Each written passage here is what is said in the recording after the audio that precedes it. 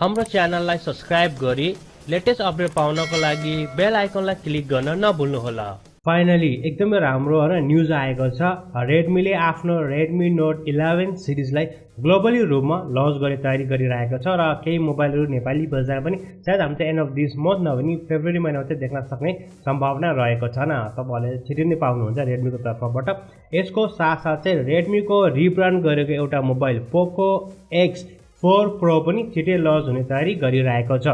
यदि हामीले चाहिँ लिक्स रुमरहरुकै कुराहरूलाई मध्यनजर राख्ने हो भने यो मोबाइल पनि हामीले फेब्रुअरी महिना देख्न सक्ने चाहिँ सम्भावना रहेको छ र यो चाहिँ जुन ग्लोबली भेरिएन्टमा आउँछ रेडमी नोट 11 हैन 5G Pro भेरिएन्ट त्यसलाई उनीहरूले चाहिँ पोको X4 Pro को नामबाट चाहिँ लन्च गर्छ भन्ने कुरा पनि आएको छ। एक्ज्याक्टली यो चाहिँ सेम नै हुन्छ भन्ने कुरा आएको छ। अब ग्लोबली रूपमा हामीले चाहिँ हैन रेडमीको नामबाट चिन्नेछौँ र हामीले इन्डिया र नेपालमा हामीले चाहिँ पोको X4 Pro को नामले चाहिँ देख्न सक्छौँ भन्ने कुरा पनि आएको छ। सो आई डोन्ट नो के गर्छ अब हामीले त्यो त तपाईलाई थाहा नै छ। कतिवटा मोबाइल होला उसले चाहिँ रिब्रान्ड चाहिँ गरिरहेको छ। यसको चाहिँ हामीले कुरा गर्ने सेम हुन्छ। हामीले यसमा चाहिँ एमोलेड डिस्प्ले तपाईले देख्न सक्नुहुन्छ भन्ने कुरा पनि आएको छ। 108 मेगापिक्सलको क्यामेरा हुन्छ जुन पनि कन्फिगरेसन हुन्छ उसले चाहिँ लिएको छ। त्यो सेम कन्फिगरेसन चाहिँ यसमा तपाईले देख्न सक्नुहुनेछ। यसको साथसाथ MediaTekको Dimensity 920 का हामीले यसमा चाहिँ प्रोसेसर देख्न सक्नेछौँ। डिस्प्लेको चाहिँ हामीले कुरा गर्ने 6.67 इन्चको एमोलेड डिस्प्ले हुन्छ। 120 हर्ट्जको रिफ्रेश रेट हुन्छ। 360 हर्ट्जको चाहिँ टच सिम्पलिङ रेटलाई पनि तपाईले देख्नुहुनेछ र फुल HD प्लस को यसको चाहिँ रेजुलेसन रहेको छ।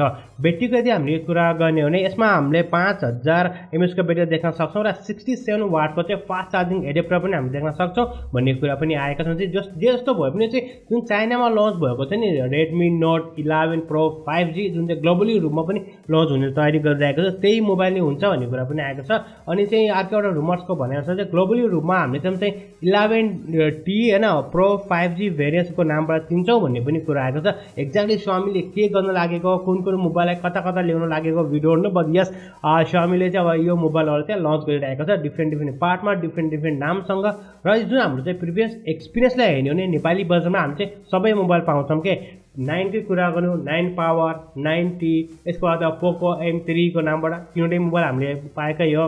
Redmi note 10 10S 10 Pro global pro सबै हामीले नेपालमा पाएकै हो। सो सायद यो पनि हामी सबै चाहिँ नेपाली बजारमा चाहिँ पाउँछौँ के Redmi note 11T Pro Redmi note 10 Pro 5G र अर्को चाहिँ पोको X4 Pro सायद सबै मोबाइलहरू हामीले चाहिँ नेपाली बजारमा चाहिँ देख्न सक्छौँ जहाँसम्म चाहिँ मलाई लाग्छ। र यसको सबै कन्फिगरेसनहरू चाहिँ सेम हुन्छ जुन चाइनामा रहेको थियो। क्यामेराहरू पनि बबाल क्यामेरा रहेको छ। 108 मेगापिक्सलको एनको क्यामेरा रहेको छ। यसमा 16 मेगापिक्सलको हामीले पञ्च डिस्प्ले देख्न सक्छौँ।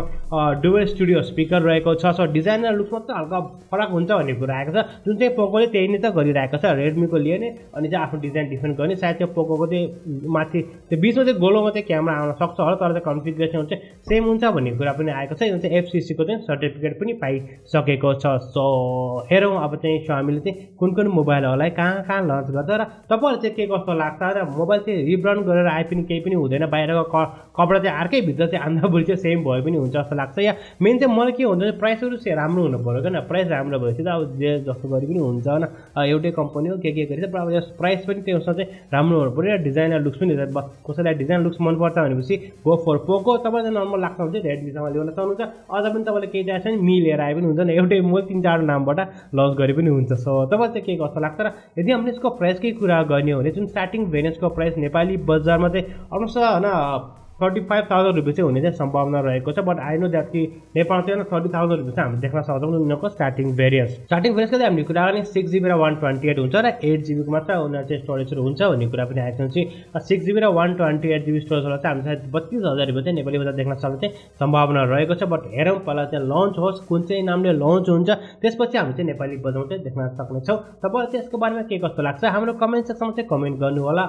या फर्स्ट कमेन्ट गर्नुहोस् तपाईलाई त्यसको प्राइस के कति जस्तो होला जस्तो लाग्छ र पहिला चाहिँ नेपाली बजारमा चाहिँ कुन चाहिँ आउँछ पोको या रेडमी या Xiaomi।